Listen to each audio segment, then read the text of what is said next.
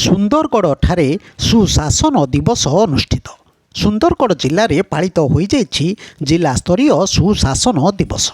ପୂର୍ବତନ ପ୍ରଧାନମନ୍ତ୍ରୀ ଭାରତ ରତ୍ନ ଅଟଳ ବିହାରୀ ବାଜପେୟୀଙ୍କ 100ତମ ଜୟନ୍ତୀ ଅବସରରେ ସୁଶାସନ ଦିବସ ପାଳିତ ହୋଇଯାଇଛି।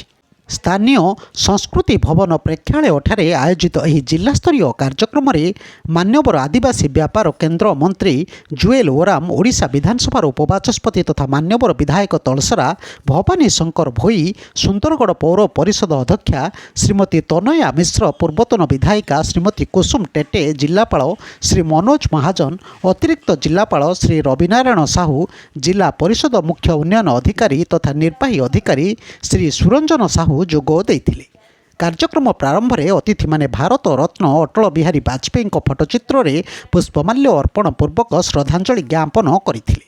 କାର୍ଯ୍ୟକ୍ରମରେ ଅତିରିକ୍ତ ଜିଲ୍ଲାପାଳ ଶ୍ରୀ ରବିନାରାୟଣ ସାହୁ ସ୍ୱାଗତ ଅଭିଭାଷଣ ପ୍ରଦାନ କରିଥିଲେ ଏବଂ ବାଜପେୟୀଙ୍କ ଜୀବନୀ ଉପରେ ବକ୍ତବ୍ୟ ରଖିଥିଲେ। କାର୍ଯ୍ୟକ୍ରମର ସଭାପତି ତଥା ଜିଲ୍ଲାପାଳ ଶ୍ରୀ ମନୋଜ ମହାଜନ ବାଜପେୟୀଜୀଙ୍କ ସ୍ମୃତି ଚାରଣ କରିବା ସହିତ ତାଙ୍କ ଜୀବନ ଆଦର୍ଶ ଅତ୍ୟନ୍ତ ପ୍ରେରଣାଦାୟୀ ବୋଲି କହିଥିଲେ। କାର୍ଯ୍ୟକ୍ରମରେ ମୁଖ୍ୟ ଅତିଥି ଭାବେ ଯୋଗଦେଇ କେନ୍ଦ୍ରମନ୍ତ୍ରୀ ଶ୍ରୀ ଓରାମ ବାଜପେୟୀଙ୍କ 100ତମ ଜନ୍ମ ଜୟନ୍ତୀ ଉପଲକ୍ଷେ ଶ୍ରଦ୍ଧାଞ୍ଜଳି ଜ୍ଞାପନ କରିବା ସହିତ ତାଙ୍କ ସହିତ କାର୍ଯ୍ୟ କରିବାର ନିଜର ଅନୁଭବ ବଖାଣିଥିଲେ।